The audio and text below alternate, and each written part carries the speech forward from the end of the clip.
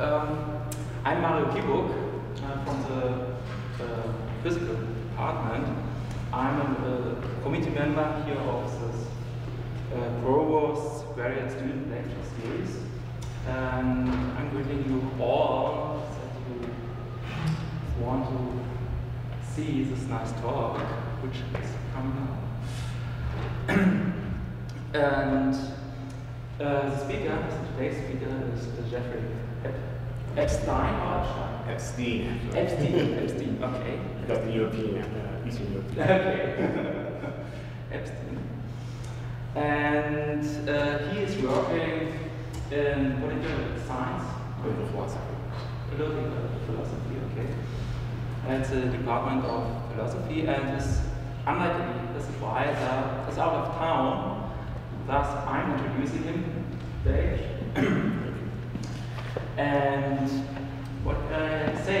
He came a lot around in the US. I've seen bachelor he made in, well, at the University of California in Santa Cruz.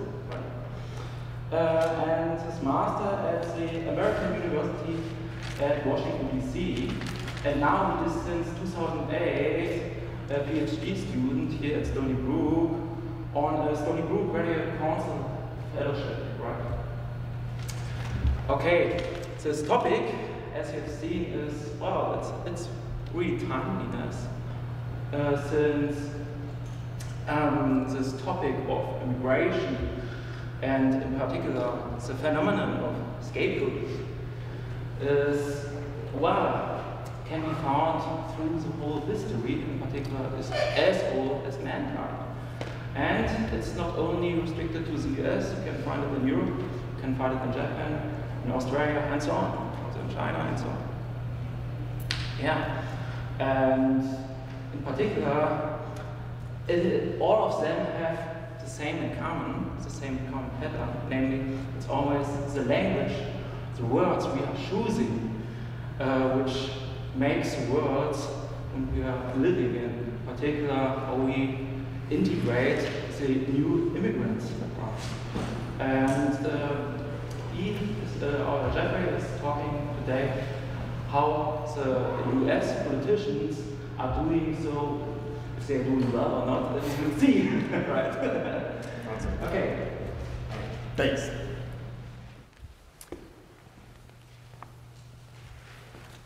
All right, well, good afternoon. Thanks everyone for coming. I see a lot of familiar faces. This makes me makes me proud. My class is representing today, so that's good.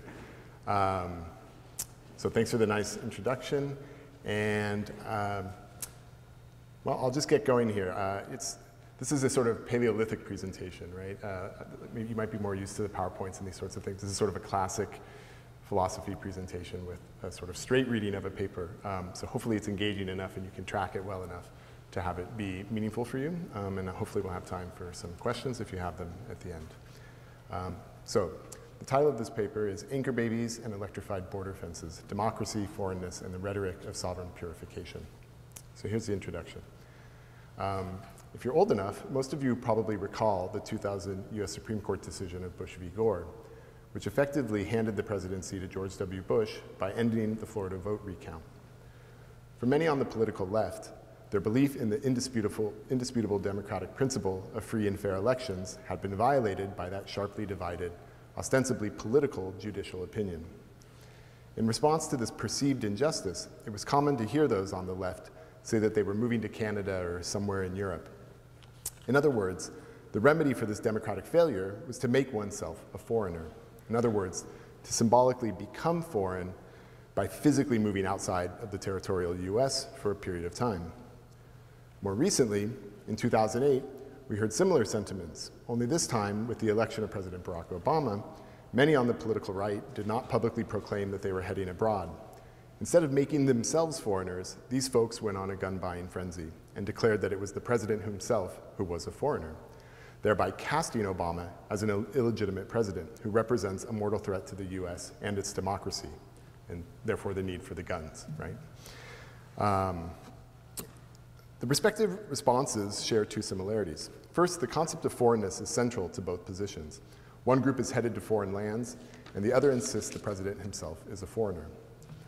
While foreignness is deployed differently in each case, the fact that foreignness was integral to both sides' reasoning suggests, and maybe unsurprisingly, that foreignness itself is central or essential to a sense of national identity and democratic legitimacy. Second, both responses are meant to protest against the failures or perceived failures of the democracy. Nevertheless, the emphasis on foreignness in both responses tends to divest their adherents of the responsibility for democracy's failures. In other words, someone else or some political party or some illegitimate president or 5 judges are responsible for democracy's failures, and not the voters or the democracy itself. Of course, we must assign blame for political failures and injustices. Nevertheless, even if we can rightly cast blame, the reliance on foreignness and the refusal of responsibility in both of these responses suggests the prevalence of the need for a scapegoat. A scapegoat is not merely someone or some group that is blamed for this or that event. Instead, the scapegoat is a symbolic substitute and sacrificial victim that stands in for political failures and injustices as such, and whose function in a democracy, through either imprisonment or expulsion, is to shore up the sense of national identity, belonging, and unity of the demos, or those people in possession of democratic citizenship and political representation. So with these two reactions from the political left and right setting the stage, the primary endeavor of this paper is to examine the link between foreignness and scapegoating that occurs within democratic nation states. I begin in section 1 by thinking more deeply about the ways in which foreignness is used as a conceptual tool to produce scapegoats in the face of democratic failures and injustices. In the second section, I argue that the link between foreignness and scapegoating is, in fact, generated by conceptual paradoxes that structure the concept of democratic sovereignty as such, regardless of its particular instantiation in the US or elsewhere. And finally, I briefly examine how national myths of founding and renewal that construct homogeneous conceptions of national identity and misguided notions of sovereign inviolability can be challenged in order to rethink the symbolic deployment of foreignness in a way that ameliorates the injustices faced by democracies' scapegoated others. So section 1. This section is titled, Who Are We? Electrified Fences, Anchor Babies, and Scapegoats. So scapegoating works on 2 distinct yet harmonizing registers when considered alongside foreignness. On the one hand, there is the actual foreigner, the empirical outsider, who is scapegoated. On the other hand, there is the making foreign of the scapegoat, in which society casts as foreign that person who is scapegoated. So I'll discuss each in turn. We are most familiar with cases when foreigners are scapegoated for the economic and political failures of the United States. Today, I will focus primarily on undocumented immigrants in the US. And I guess I should just say, I mean, there's a whole other paper to be written on, not on undocumented immigrants, but Muslims in the US or in Western democratic societies. It's its own dynamic, and it's complicated, and there's a phenomenon of foreignness and scapegoating going on there too, but I didn't want to have you guys here for 2 hours, so that's another project. But I'm aware of it. The basic idea is that illegal aliens are outsiders who steal jobs from citizens, illegally collect welfare and food stamps, burden the school system, demand medical treatment they cannot afford, which raises the price for citizens, and whose presence force the government to pass anti-democratic laws to preserve and protect the democracy. And in that case, I'm thinking of sort of recent legislation like Arizona's SB 1070, Alabama's HB 56, and the Real ID Act of 2005. Many of these are actually blatantly anti-democratic laws, like racial profiling, or making voter registration more difficult, or requiring proof of enrollment in schools. There's a lot of parts of it that are undemocratic or anti-democratic, right? So both documented and undocumented foreign immigrants are frequently depicted as takers, as those who come to the US to take its economic prosperity and benefits of citizenship.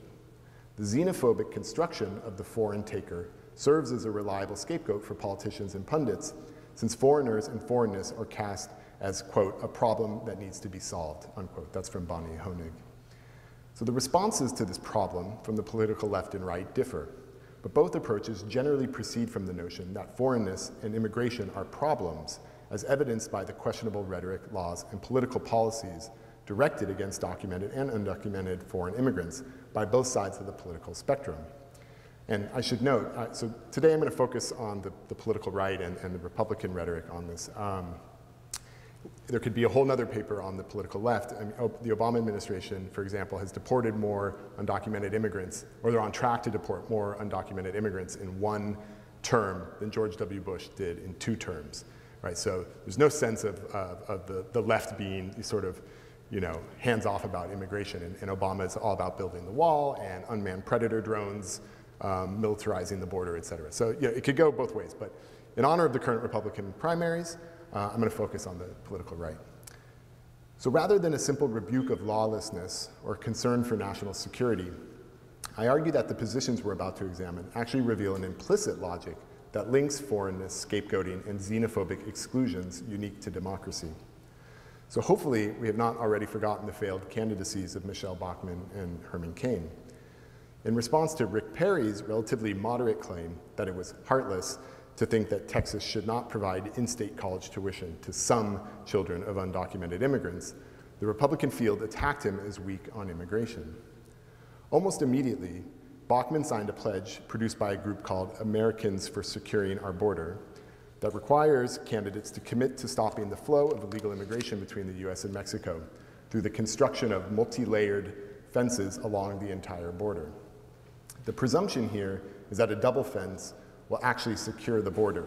However, this is dubitable. A Secretary of Homeland Security, Janet Napolitano, once said, "You show me a 50-foot wall, and I'll show you a 51-foot ladder."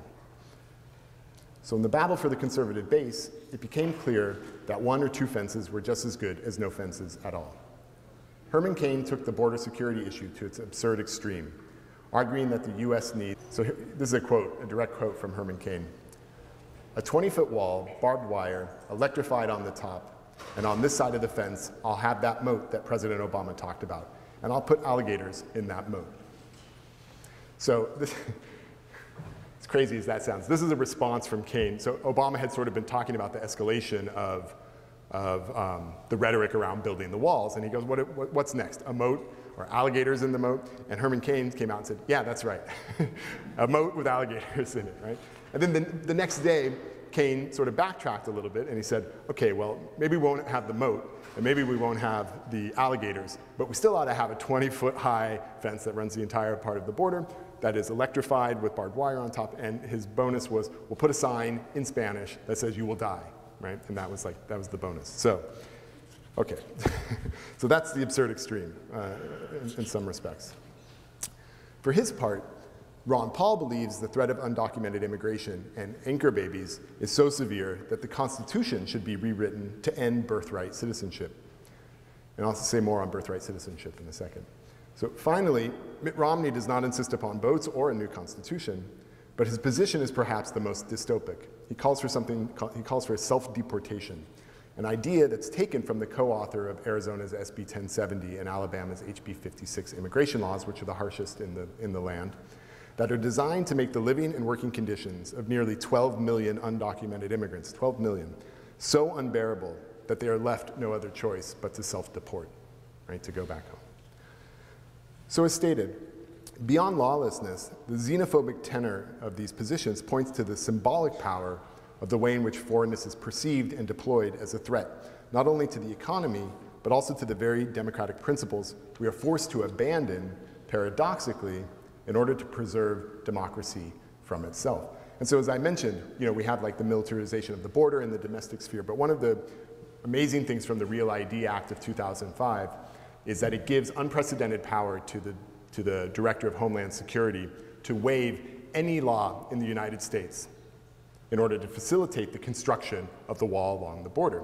And these are not just the hippy-dippy laws of environmental protection or something. Private property laws, the sacred private property laws of the US can be waived by the Director of Homeland Security if he or she deems it necessary to continue the construction of the wall in an immediate fashion. And there's no option for judicial review of that decision to waive the law. There is very little that is more undemocratic than a law like that or a power like that. And yet, of course, here we have democracy instituting a law like that in order to protect democracy. So that's an interesting sort of analysis there that we're going to have to think about. So the connection between foreignness and scapegoating is thus made explicit. The foreign undocumented immigrant, who is the exemplar of the threat of foreignness as such, is cast as a scapegoat. To resolve the threat to our economy and political failures is easy. Citizens deem an easily identifiable individual or group to be the scapegoat for our failures, whose expulsion or incarceration restores the sense of sovereign identity, belonging, and unity of a people who is now, once again, blameless for its injustices. So now the second figure of the scapegoat.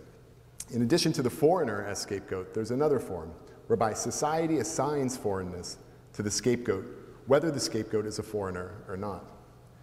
In this case, the easy distinction between foreigner and native or foreigner and citizen, friend and enemy, insider and outsider gets obscured. As Bonnie Honig emphasizes, the scapegoat is not always or even necessarily an outsider, a status determined by his or her empirical marginality. The scapegoat need not be a foreigner, but rather anyone whom the community can cast as one. And in this way, the scapegoat becomes an outsider. In other words, he is or becomes a foreigner because he is a scapegoat. In short, foreignness and scapegoating highlight a politics of us against them, but not simply on the basis of empirical positioning with respect to the physical border, but now according to the symbolic power of foreignness in structuring national identity and legitimate belonging. So xenophobic policies exemplify the second form of scapegoating. And so specifically, I'm referring to an increasingly popular position in the US that the US should end birthright citizenship. This is Ron Paul's position. So birthright citizenship grants citizenship status to anyone born in a US territory and under US jurisdiction, independent of the immigration status of his or her parents. Children born to parents who are not citizens are frequently and derogatorily referred to as anchor babies. So I do not have the space to examine the myriad ways in which this term is derogatory, but suffice it to say that it diminishes the child, turning him or her into an object, an anchor, stripped of dignity, who is nothing more than a means to the end of eventually sponsoring his or her parents for citizenship. Nor can I do justice to the patriarchal logic of this term, which reduces the mother of the child to nothing more than a womb, whose sole purpose is to generate babies as the final step of a nefarious plot to receive food stamps, emergency room care, and the minute chance of earning citizenship 21 years later when her child is old enough to sponsor her for citizenship in a country that views her as an illegal womb. There's a lot to say about that. That's all I'm going to say. So identifying anchor babies as the reason for ending birthright citizenship is, I suggest, merely a symptom of a deeper problem. Namely that foreignness is often considered as a strictly negative and threatening quality, insofar as it bears all of the qualities opposed to a homogeneous sovereign identity of the authentic citizen or the real American, whose beliefs, values, language, experiences, memories, etc., are the standard bearer for Americanness, which ought to be conserved and preserved.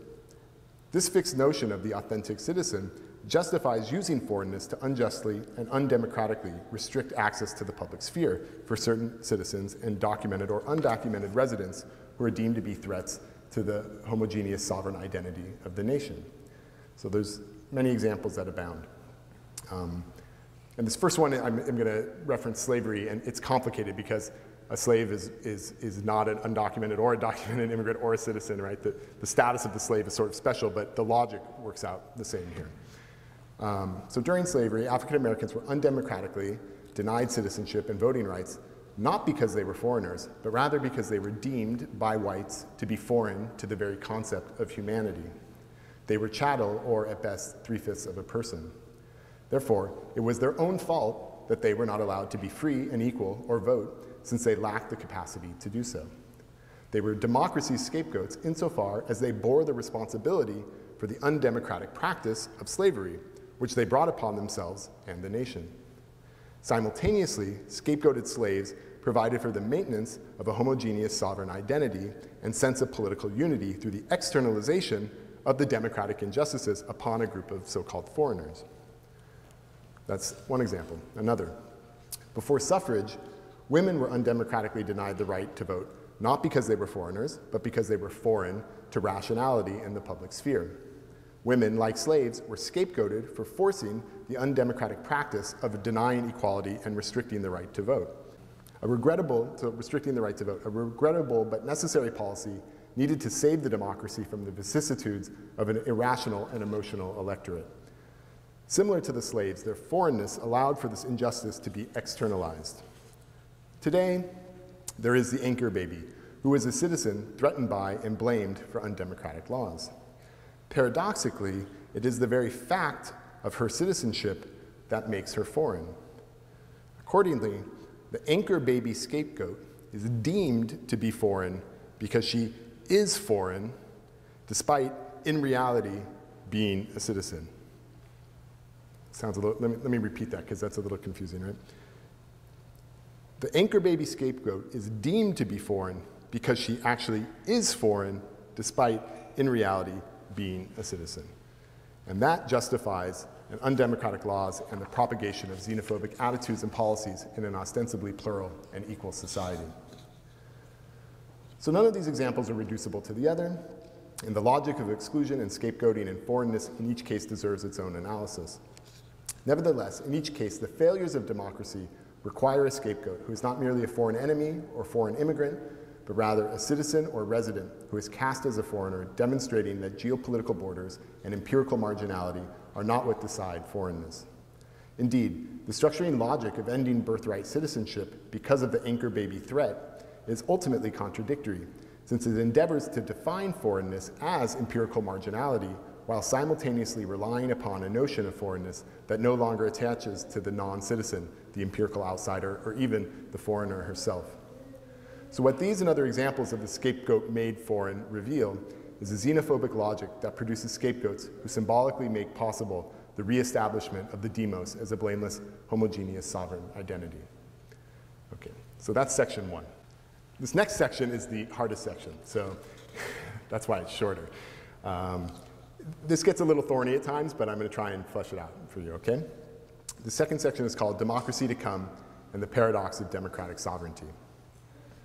The elimination of democratic injustice is a praiseworthy sentiment, but few are naive enough to believe it is possible. On this basis, we might just give up and accept that democracy's scapegoats, foreign or otherwise, are inevitable and that democratic justice is simply a utopian dream. At best, we can strive for a more perfect union, but never the perfect union. However true this might be, it is unsatisfactory for two reasons.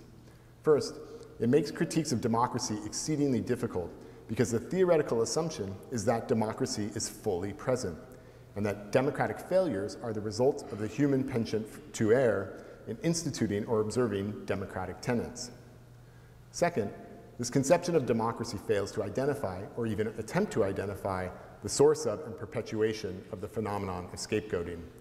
And one need not believe in utopias to condemn this sort of political quietism. So what does it mean to suggest that democracy is not fully present? Don't we and others live in democracies? Of course we do. However, the claim that democracy is not fully present serves as a critique of the faith that democracy's scapegoated others will, eventually, be included into the fold of democratic values and principles. In other words, a theoretical intervention aimed at the concept of democracy itself, not necessarily its particular instantiations here or elsewhere or its practitioners, but a theoretical intervention aimed at the concept of democracy can provide a new set of conceptual resources able to explain why democracy continually produces and reproduces a set of scapegoated others who bear the brunt of our injustices. With this goal in mind, Jacques Derrida's idea of a democracy to come is important and helpful.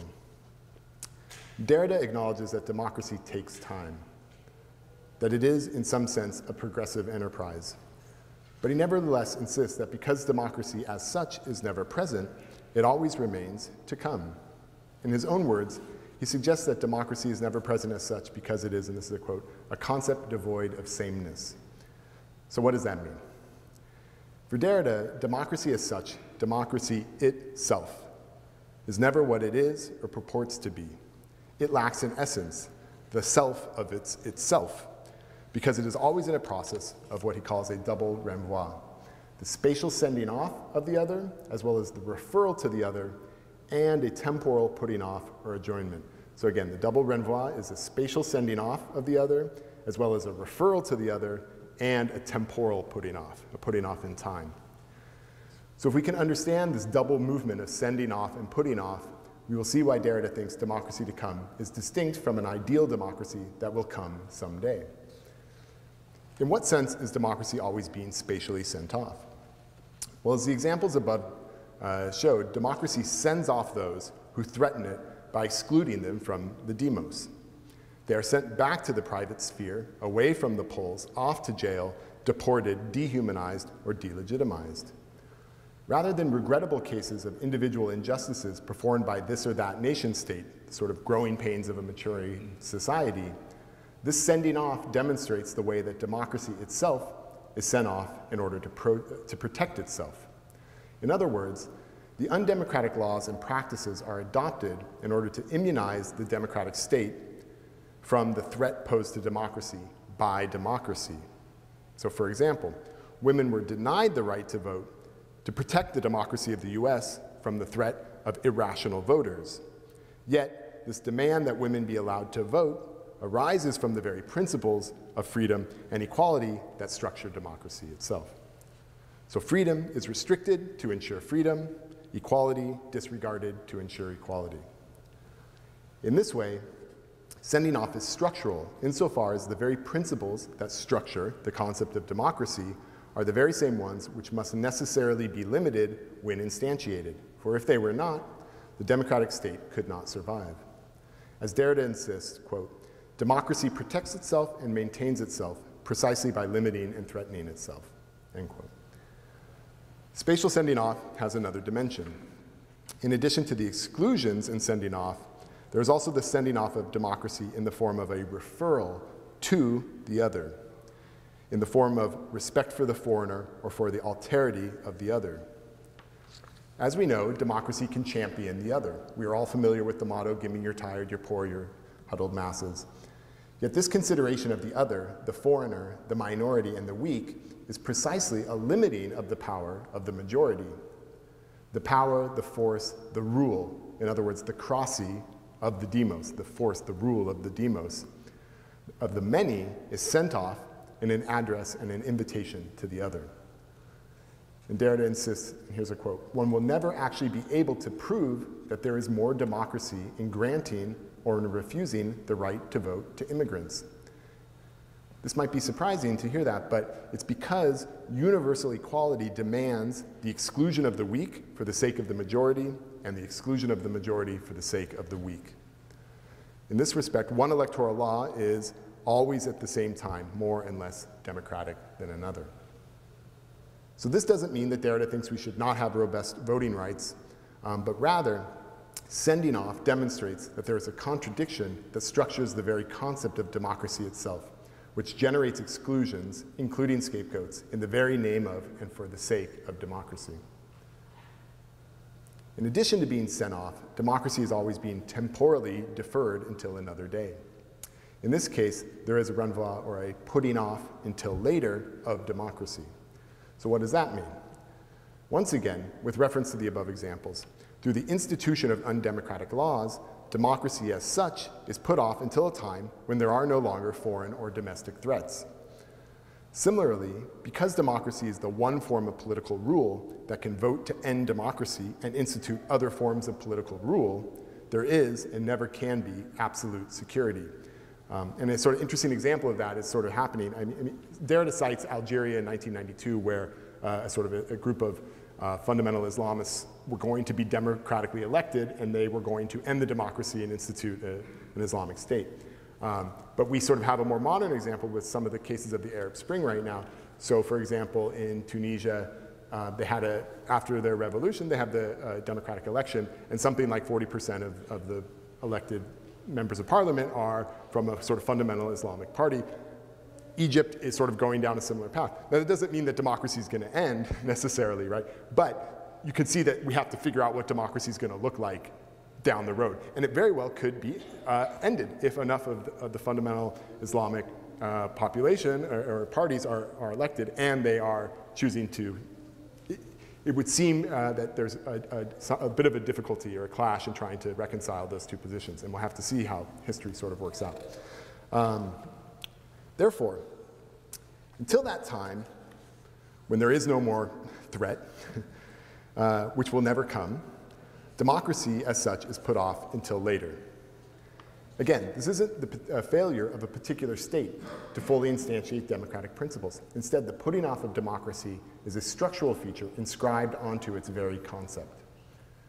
Because democracy is always already in an interminable process of differing and deferring from itself, from, and this is a quote, the sameness and oneness of itself, it is and always will have been still to come. While futural, it is to come, this to come is not simply a day that will come in the future, for this would simply be a future present, wherein democracy is fully present once it reaches its ideal in the future. For Derrida, democracy has no ideal, or better, no idea, no essence, no self-sameness towards which it can aim. However, he does seek to retain the Greek term democracy, yet unhinge it from its conceptual tradition.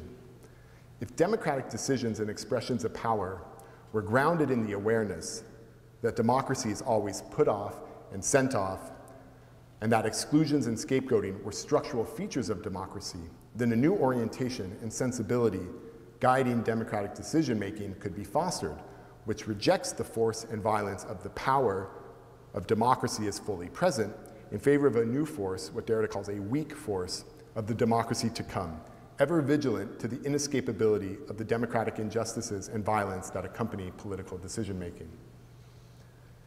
If the need for a scapegoat is generated by the gap between democracy as such and the particular democratic nation state, how does foreignness figure into this? We've got our scapegoat, now how does it attach to foreignness? Here, a consideration of the relationship between democracy and sovereignty is necessary. The sovereign nation state is the political body which is the unified and indisputable authority over a given territory. In Rousseau's influential conception, sovereignty is inalienable, indivisible, and wholly absolute, wholly sacred, wholly inviolable. Another way to look at it is that sovereignty is the indivisible power and force, again the krasi, that legitimates political decision-making and expressions of power for self-preservation. Derrida agrees that a pure sovereignty is indivisible or it is not at all. Therefore, if sovereignty is to remain sovereign, its indivisibility excludes it in principle from being shared from time and from language. This is because the moment sovereignty shares its reasons, its decisions, it has already opened itself up to interpretation, to negotiation, to loss of its power, to the counter-sovereignty of the other. Sovereignty must remain silent, yet, and most especially in the case of democracy, sovereignty must be universalized as it is shared out and deliberated over time among equals in the very moment of the exercise of power and the instant of decision-making. At the same time, democracy and sovereignty are inseparable. Democracy requires indivisible sovereign force, the power to decide, to make laws, to declare war, etc. Hence, we see a contradiction structuring democratic sovereignty as such. On the one hand, democratic sovereignty is never pure and indivisible. It is always shared out and co-constituted by the counter-sovereignty of the other, undermining the strict oppositions of inside and outside, citizen, non-citizen, sovereign, foreign. On the other hand, democratic sovereignty also presupposes the indivisibility and homogeneity of self-identicality based upon the strict opposition between inside and outside, citizen, non-citizen, and sovereign and foreign. In the case of the democratic nation state, the state centered upon nationality, this failure to recognize the heterogeneous contradictory structure of sovereignty permits the alterity of the other to be cast as foreign, thereby giving rise to the exclusionary practices directed against foreigners or the making foreign of that which threatens homogeneous sovereign identity. Okay, so if your head is dizzy after that, let me see if I can restate this in English, sort of half English here.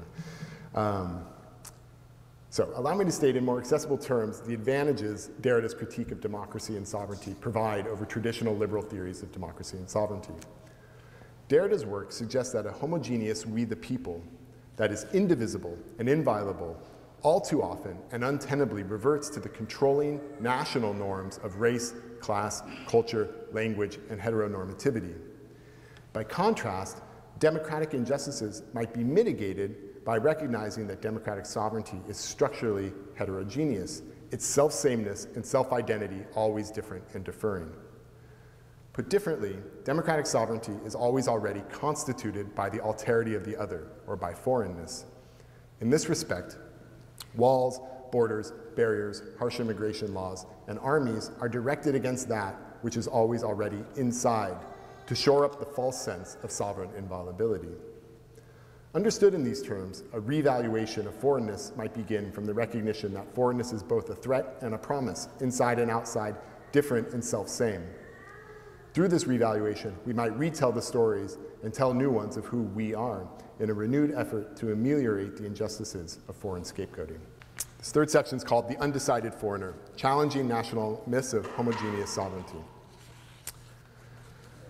The link between xenophobia and scapegoating has been detailed in order to demonstrate the ways in which the foreign scapegoat functions to restore a homogeneous, indivisible, and inviolable sovereign identity of the demos. We have noted the obvious xenophobic attempts to neutralize the threat of foreignness, such as the construction of walls.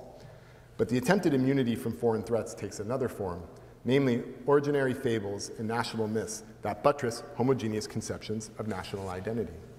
All countries have stories meant to offer a distilled notion of who its people are, precisely because a shared sense of identity, belonging, and unity are extremely important. In fact, they are prerequisites for any functioning state, including the democratic nation state. The US is no exception. All Americans are familiar with such stories, some historical, others fictional. We note the first Thanksgiving in which pilgrims and native Indians peacefully broke bread, General Washington's inability to tell a lie, the heroism of Paul Revere, the rugged individualism of the Western settlers, the quintessential American success story epitomized by Horatio Alger's stories of pulling oneself up by one's bootstraps. While these and countless other stories function to produce national identity and political unity, with respect to democracy in particular, these stories also cleanse the people of the violence of our founding, so the peaceful first Thanksgiving as a contrast to the genocide of native Indians. Determining as well who has legitimate authority to craft a constitution and make a law amongst equals. Well, George Washington was honest, so maybe he's a good person to do it, right? To enshrine our egalitarianism, right, the American success story. The need for national myths of origin and identity is, I think, clear, but they can also be deployed to erect a set of national characteristics, memories, and values, which, when they are not shared by others, allow the sovereign nation state to depict difference as foreign and threatening to the sense of homogeneous sovereign inviolability. Up to this point, however, we have ignored the xenophilic tradition within democracy. In other words, the tradition that valorizes or loves the foreigner. The US provides a paradigmatic example. One of the most salient stories for Americans is that we are a nation of immigrants, lawful immigrants. It is the cornerstone of our national identity. In fact, as Bonnie Honig argues, in a liberal democracy like the US, which is consent-based, individualistic, rational, and voluntarist, rather than inherited and organic, immigrants are central to the notion of founding and renewal, thereby challenging the strictly xenophobic attitudes towards the foreigner and foreign immigrant. With regard to stories about who we are, xenophilic stories simultaneously compete with the xenophobic. Instead of the foreign immigrant being depicted as stealing jobs from real Americans or refusing to assimilate and learn the language, impeding the rights of women or the gay community through traditional values, the xenophilic retelling of the foreign immigrant story is restorative of national and political identity and values. Instead of the xenophobic figure of the foreign taker, xenophilic stories celebrate the foreign giver. For example, the naturalized citizen's emphasis on family is viewed as uniquely capable of restoring communities often broken apart by capitalism's requirement for a mobile workforce. The hardworking immigrant who achieves financial success restores our faith in meritocracy. And the foreign immigrant is praised with restoring family values through traditional models of gender roles and sexual orientation that they frequently bring with them. Perhaps most importantly, the naturalized citizen solves the difficult problem of liberal consent and the alienation under the law through the reanimation of the sense of choice-worthiness of the US and its laws and practices. Through the use of xenophilic stories, the myth of an immigrant America is recuperated en masse for a national project of refounding and reinvigorating of American identity, ideals, and principles in a celebration of American exceptionalism. And just a quick note here, I just was reading the news today, and Condoleezza Rice gave an interview at Duke, I think yesterday, and basically stated just this thing. She's worried about like the war on immigrants, she said, and she said, people have to get it through their heads, right, that it's immigrants that make America exceptional. I mean, it was almost like a direct quote, so I mean, that sort of rhetoric and logic is living large, right? Even today, right now. So while fostering the xenophilic tendency of democracy might seem to offer a solution to our injustices, caution is required for two reasons. First, xenophilic stories can also mask historical realities and unpleasant stories, which must also be told. America is not simply a nation of immigrants. It is also a nation of conquerors and slave traders and unfettered expansionists, hegemonic global war makers, undemocratic and unjust practitioners of exclusion and discrimination.